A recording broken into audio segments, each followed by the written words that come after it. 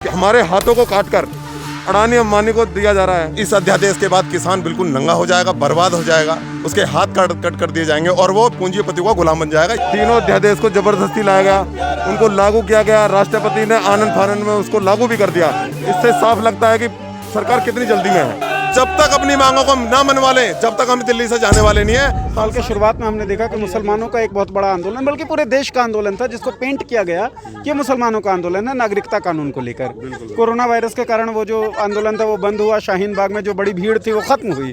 किसानों का ये आंदोलन किस हद तक कितना सफर करेगा वो आप बताएं।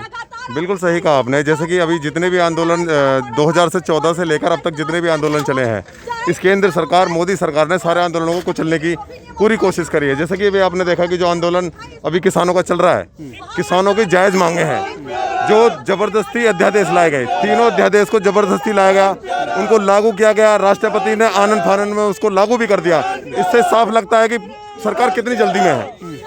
तो ये जो कानून है, इससे किसान बर्बाद हो जाएगा। प्राइवेट क्योंकि हमारे हाथों को काटकर अडानी अंबानी को दिया जा रहा है, बेचा जा रहा है सारे किसानों को। ये बिल्कुल भी अच्छा नहीं है और मोदी सरकार खूब अच्छी तरह जानती है कि किसानों को वो बेच रही है। किसानों को जो अडानी अंबानी है उनके हाथों बेचा जा रहा है, लेकिन वो पूंजीपतियों की सरकार है। अभी जो वर्तमान में जो चीज़ें हो रही हैं, किसान बहुत ज़्यादा परेशान है। इस अध्यादेश के बाद किसान बिल्कुल नंगा हो जाएगा, बर्बाद हो जाएगा, उसके हाथ कट कर दिए जाएंगे और वो पूंजीपतियों का गुलाम बन जाएगा। ये आप अच्छी तरह जानते हैं।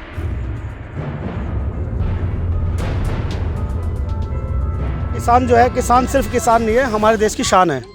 और आज वो अन्नदाता इस कागार पर पहुंच जाएगा इसके बाद कि किसान को आप देख रहे होंगे जगह जगह हर स्टेट के अंदर किसान मर रहा है। और ये इनका जो रेशो है बहुत ज़्यादा होने वाला है इस स्थिति के बाद। तो मेरा कहने का मतलब यही है कि किसान है तो हम लोग जीवित हैं, किसान नहीं है तो हमारा अस्तित्व नहीं है। क्यों एक पूरे तबके को, किसान जो कि अन्नदाता है, पूरे समाज को खाना खिलाता है, उसके खिलाफ सरकार क्यों खड़ी हो गई है? देखो, मैं समझता हूँ कि सरकार इतनी एरोगेंट हो चुकी है कि उनको लगता है कि हमारे तरफ से लिया हुआ फैसले को कोई चैलेंज नहीं कर सकता। यही उन्होंने एरोगेंसी दिखाई जिस वक्त श्रोमणी अकाली दल के अध्यक्ष सरदार सुखबीर सिंह बादल ने पार्लियामेंट के अंदर अपोज किया।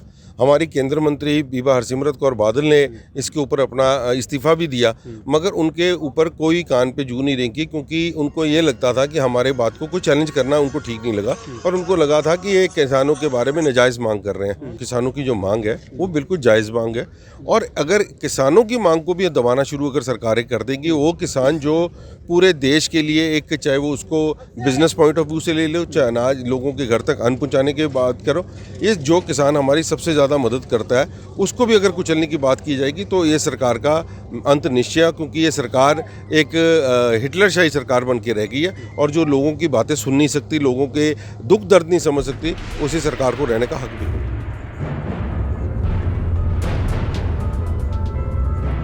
पूरे देश को, पूरी दुनिया को खिलाता है किसान। उसकी किसानों की जायज मांगों को नहीं माना जा रहा। जबरदस्ती के कानून किसानों के थोप दिए जा रहे हैं। जबरदस्ती के जो कानून है किसानों को उनके सर पर थोप दिया जा रहा है और उनका किसको बनाया जा रहा है? उसका वारिस अडानी अंबानी को बनाया जा रहा है।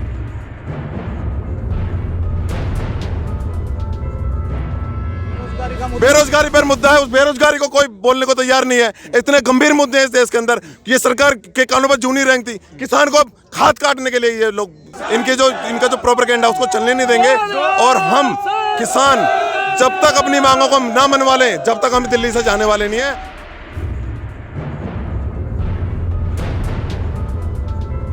किसान एक ऐसा व्यक्ति है जो एमएसपी मांग रहा अपनी, कोई आपसे कोई अतिरिक्त धन नहीं मांग रहा, आपसे कुछ नहीं मांग रहा। वो अपनी एमएसपी, वो कह रहा है जो मेरी जो फसल है आप मेरे को उसका उचित दाम दे दो। आपने उसको मतलब वो भी नहीं आप कर रहे फसल को। मतलब किसान को क्या करना चाहते हो आप? किसान को मारना चाहते हो, किसान को दफनाना चाहते हो, किसान का करना क्या चाहते हो? जिस तरीके से बाकी देश के लोगों को, प्रांत के लोगों को दबाया गया, वहाँ के किसानों को दबाया गया, यहाँ से इस सरकार की मानसिक स्थिति पता चलती है कि किस तरीके से वो हर चीज़ को दबा के अपना राज्य चलाना चाहते हैं, चाहे वो व्यापारी हो, चाहे वो नौकरी पेशा आदमी हो, चाहे वो मीडिया हो, चाहे वो पॉलिटिशियंस हो, चाहे वो किसान हो। तो ये जिस तरीके से सरकार अपना रंग दिखा रही है, मैं समझता हूँ कि वो बहुत दिन दूर नहीं है कि सरकार बहुत जल्दी बाहर होगी।